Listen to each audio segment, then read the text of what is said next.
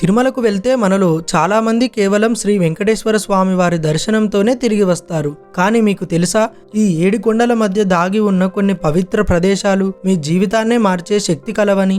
స్వామివారి పాదముద్రల నుండి పాపాలను నశింపజేసే తీర్థాల వరకు, ప్రకృతి సాక్షిగా నిలిచిన శిలాతోరణం నుండి ఆకాశగంగ జలపాతం వరకు ఈరోజు మనం కలిసి తిరుమలలో తప్పక దర్శించాల్సిన 7 అద్భుత ప్రదేశాలను ఒక ఆధ్యాత్మిక ప్రయాణంగా అనుభవించబోతున్నాం. వీడియోలోకి వెళ్లే ముందు ఇప్పుడే వీడియోని హైప్ చేయండి. మీరు చేసే హైప్ ఆప్షన్ వల్ల ఇలాంటి వీడియోస్ వెతుకుతున్న వాళ్ళకి సజెస్ట్ చేస్తుంది.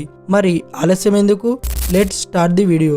తిరుమలలోని బాలాజీ బస్టాండ్ సమీపం నుండి ఈ ప్రదేశాలకు వెళ్ళడానికి బస్సులు మరియు ప్రైవేట్ వాహనాలు, సుమోలు అందుబాటులో ఉంటాయి. బస్సులో వెళ్తే టికెట్ ధర సుమారు 120 రూపీస్ పర్ హెడ్ ఉంటుంది. అదే సుమోలో అయితే 200 రూపీస్ పర్ హెడ్ వరకు తీసుకుంటారు. మొదటిగా శ్రీవారి పాదాలు. తిరుమల కొండలపై నారాయణాద్రి శ్రేణిలో ఉన్న శ్రీవారి పాదాలు వైకుంఠం నుండి వెంకటేశ్వరుడు భూలోకానికి దిగి వచ్చినప్పుడు తన మొదటి పాదం మోపిన పవిత్ర స్థలంగా పురాణాలు చెబుతున్నాయి. ఈ చారిత్రక పాదముద్రలు నారాయణగిరిపై ఉన్నాయి. వైకుంఠం నుండి భూలోకానికి దిగి వచ్చినప్పుడు శ్రీహరి మొదటి పాదాన్ని ఇక్కడ పెట్టారు. ఈ ప్రదేశం నారాయణగిరి శిఖరాల్లో ఒకటిగా పిలువబడుతుంది. ప్రస్తుతం ఈ పాదముద్రలను భక్తులు తాకకుండా ఉండేందుకు గ్లాస్ బాక్సుల్లో భద్రపరిచారు. ఇక్కడ నుంచి మొత్తం స్వామివారి గుడి, తిరుమల పట్టణం కనబడుతుంది. ఆ వ్యూ చూడడానికి చాలా అద్భుతంగా ఉంటుంది.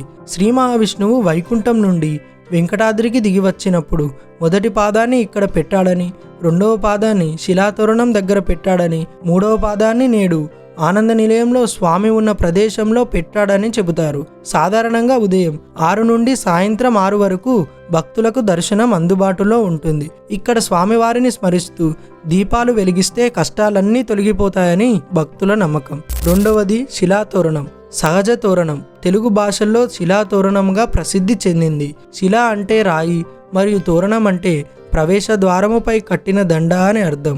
ఇది తిరుమల కొండల ప్రధాన దేవాలయానికి ఉత్తరాన సుమారు 1 కిలోమీటర్ దూరంలో ఉంది. ఇది ఎటువంటి మానవ ప్రమేయం లేకుండా కేవలం గాలి మరియు నీటి కోత వల్ల సహజంగా ఏర్పడిన రాతి తోరణం. ఈ సహజ తోరణం 8 మీటర్ల వెడల్పు మరియు 3 మీటర్ల ఎత్తు కలిగిన అద్భుతమైన సహజ భౌగోళిక నిర్మాణంగా నిలుస్తుంది. శాస్త్రవేత్తల ప్రకారం ఇది సుమారు 150 కోట్ల సంవత్సరాల క్రితం నాటిది. ప్రపంచంలో ఇటువంటి సహజ రాతి తోరణాలు కేవలం 3 మాత్రమే ఉన్నాయి. మిగిలినవి అమెరికా మరియు ఇంగ్లాండ్లో ఉన్నాయి. ఇది సుమారు 25 అడుగుల పొడవు మరియు 10 అడుగుల ఎత్తు ఉంటుంది. ఇది స్వామివారి 2వ అడుగు పడిన చోటు అని చెబుతారు. దీని హైట్ మెయిన్ టెంపుల్లో ఉన్న స్వామివారి విగ్రహం హైట్తో సమానంగా ఉంటుంది. పురాణాల ప్రకారం శ్రీ వెంకటేశ్వర స్వామివారు వైకుంఠం నుండి భూలోకానికి వచ్చినప్పుడు నారాయణగిరిపై మొదటి అడుగు వేసి ఈ శిలాతోరణం గుండానే ప్రధాన ఆలయానికి వెళ్లారని ప్రతీతి. ఈ తోరణం దూరం నుండి చూస్తే స్వామివారి శంఖం, చక్రం మరియు ఆదిశేషుని పడగ ఆకారంలో కనిపిస్తుందని చెబుతారు. భూగర్భ శాస్త్రవేత్తల ప్రకారం ఇది 250 కోట్ల సంవత్సరాల క్రితం తీవ్రమైన జలకోత, వాతావరణ మార్పుల వల్ల ఏర్పడింది. అంటే ఒకప్పుడు ఆ ప్రాంతంలో సముద్రం ఉండేదని, ఆ రాళ్ళు అప్పుడు నీటిలో మునిగిపోయాయని అర్థమవుతుంది. భారతీయ భూవిజ్ఞాన సర్వే సంస్థ GSI 1980వ సంవత్సరంలో ఈ ప్రదేశాన్ని జాతీయ భూవిజ్ఞాన స్మారక చిహ్నం, న్యాచురల్ జియోలాజికల్ మోన్యుమెంట్గా ప్రకటించింది. దీని పక్కనే విష్ణుమూర్తి దశావతారాల విగ్రహాలతో కూడిన ఒక అందమైన పార్కు ఉంటుంది. మూడోది చక్రతీర్థం. శిలాతోరణం పక్కనే చక్రతీర్థానికి వెళ్ళొచ్చు. తిరుమలలోని శిలాతోరణం సమీపంలో ఉన్న చక్రతీర్థం విష్ణుమూర్తి యొక్క సుదర్శన చక్రం పడిన పవిత్రమైన ప్రదేశంగా పురాణ ప్రసిద్ధిగాంచింది. వరాహ పురాణం ప్రకారం ఒక రాక్షసుడిని సంహరించడానికి స్వామి ఇక్కడ చక్రాన్ని పంపారని, భక్తుల రక్షణ కోసం అది అక్కడే నిలిచిపోయిందని నమ్ముతారు. ఇక్కడ ప్రతి సంవత్సరం కార్తీక మాసంలో చక్రతీర్థ ముక్కోటి ఉత్సవం ఘనంగా జరుగుతుంది. కలియుగ ప్రారంభంలో భక్తవల్లభుడైన శ్రీ మహావిష్ణువు ఒక మహర్షి అభ్యర్థన మేరకు తన సుదర్శన చక్రాన్ని ఆ ప్రాంతంలోనే నిలిచి భక్తులను రక్షించమని ఆజ్ఞాపించారు. ఈ కారణంగానే దీనిని చక్రతీర్థం అని పిలుస్తారు. ఈ తీర్థంలో స్నానం చేయడం వల్ల పాపాలు తొలగిపోతాయని నేరుగా విష్ణు యొక్క పాదపద్మాలకు దారితీస్తుందని భక్తుల నమ్మకం. చక్రతీర్థం వద్ద ఒక స్వయంభూ శివలింగం కూడా ఉంది. పక్కనే లక్ష్మీ నరసింహస్వామిని కూడా దర్శించుకోవచ్చు. 4వది ఆకాశగంగ. శ్రీ పెరియ తిరుమల నంబి అనే వైష్ణవ భక్తగ్రేసురుడు శ్రీ వెంకటేశ్వర స్వామికి పాప వినాశనం నుండి స్వామివారి పూజకు అభిషేకమునకు తీర్థమును తీసుకొని వచ్చేవారు. వారు తన వృద్ధాప్యంలో కూడా స్వామివారికి పాప వినాశము నుండి నీరు తీసుకొని వచ్చుట చూచి స్వామివారు ఆయనపై జాలిపడి ఒక వేట బాలకుని రూపంలో తిరుమల నంబి వచ్చు మార్గమును నిలిచి, తాత దాహముగా ఉన్నది, త్రాగుటకు నీరు ఇవ్వమని అడగగా, ఆచార్యులు వత్స, ఈ నీరు స్వామివారి పూజకు గాను తీసుకొని పోవుచున్నాను, నీకు ఇచ్చుటకు కాదు అని చెప్పి తన మార్గమును పోవుచుండగా ఆ బాలుడు తన బాణంతో ఆయన తలపై ఉన్న కుండకు రంధ్రం చేసి ఆ నీటిని త్రాగి తన దప్పిక తీర్చుకొనను. అందువలన ఆచార్యులు బాధపడి తిరిగి పాప వినాశమునకు పోవుటకు సిద్ధమవ్వడం చూచి ఆ బాలుడు శ్రీ వెంకటేశ్వర స్వామియే, తాత ఎందుకు కష్టపడతావు, ఇక్కడే నీకు ఆ తీర్థము ఇప్పించదము అని చెప్పి అంజనాద్రి కొండను చూచి తన బాణంతో కొట్టగా ఆకాశగంగ కొండను ఛేదించుకొని కిందికి ప్రవహింపసాగినది. శ్రీ వెంకటేశ్వర స్వామి వారు ఆచార్య తిరుమల నంబికి ప్రత్యక్షమై ఇక మీదట ఈ ఆకాశగంగ తీర్థమునే నా పూజకు పునస్కారాలకు ఉపయోగించవలయునని చెప్పి అంతర్ధానం అయ్యెను. ఆ రోజు నుండి ఆచార్య తిరుమల నంబి స్వామివారి ఆరాధనకు అభిషేకమునకు ఆకాశగంగ తీర్థము తెచ్చి ఆనందించారు. ఇప్పటికీ ఆచార్య తిరుమల నంబి వంశీయులు ఈ తీర్థ కైంకర్యము ప్రతిదినము చేయుచున్నారు. అలాగే అంజనాదేవి, బాలాంజనేయ స్వామి ఆలయం కూడా ఇక్కడ దర్శించుకోవచ్చు.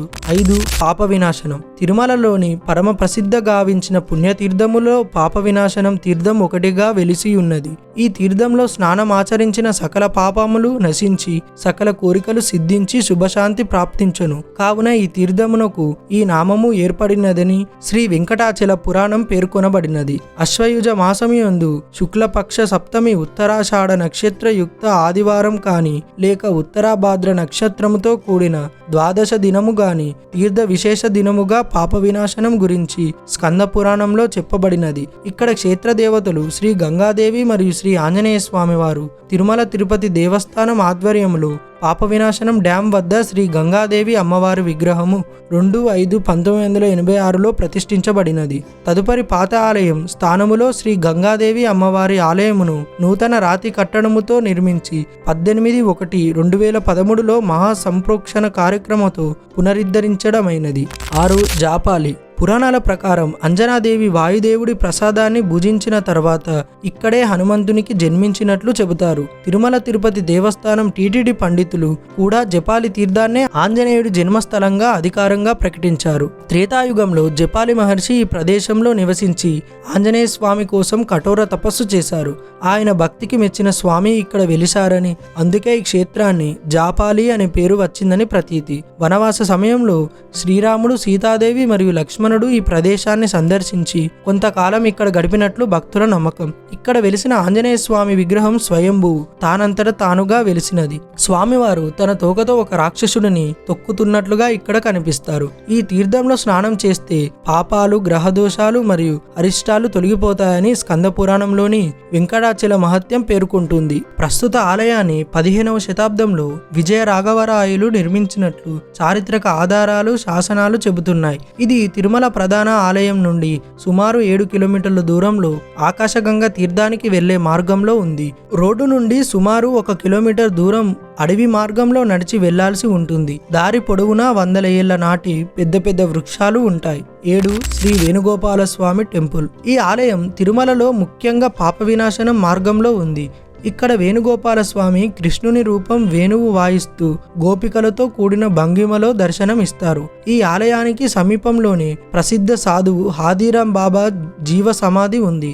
ఆలయం సాధారణంగా ఉదయం 7 నుండి రాత్రి 7:30 వరకు తెరిచి ఉంటుంది. బాబా గారితో శ్రీ వెంకటేశ్వర స్వామి పాచికలాడేవారని ప్రతీతి. ఈ టెంపుల్లోకి వెళ్ళడానికి 5 రూపీస్ ఎంట్రీ టికెట్ తీసుకోవాల్సి ఉంటుంది. హాదీరాం బాబా ఉత్తరప్రదేశ్లోని అయోధ్య సమీపంలోని దల్వత్పూర్ ఉపర్హార్ నుండి వచ్చిన ఒక గొప్ప సాధువు. సుమారు 1500 సెంచరీ ఆ కాలంలో ఈయన తిరుమలకు యాత్రగా వచ్చి శ్రీ వెంకటేశ్వర స్వామికి పరమ భక్తుడిగా మారారు. కథనం ప్రకారం హాదీరాం బాబా శ్రీ వెంకటేశ్వర స్వామితో పాచికలు ఆడేవారు. తిరుమల ఆలయం నిర్వహణ మరియు స్వామి సేవలో గడుపుతూ ఇక్కడ హాదీరాంజీ మఠం స్థాపించారు. హాదీరాం బాబా చివరి రోజుల్లో తిరుమలలోని వెంకటాద్రి కొండపై జీవ సమాధి అయ్యారు. ఈ ఆలయం మరియు సమాధి పరిసర ప్రాంతాలు ఆధ్యాత్మిక ప్రశాంతతను కలిగిస్తాయి. వీరి చరిత్రను ఓం నమో వెంకటేశాయ 2017 అనే తెలుగు చిత్రంలో నాగార్జున అక్కినేని పోషించిన పాత్ర ద్వారా కూడా తెలుసుకోవచ్చు. తిరుమల అనేది కేవలం ఒక ఆలయం కాదు, అది ఒక అనుభవం, ఒక ఆధ్యాత్మిక ప్రయాణం. మీరు కూడా తిరుమలకు వెళ్ళినప్పుడు 7 ప్రదేశాలను తప్పక దర్శించండి.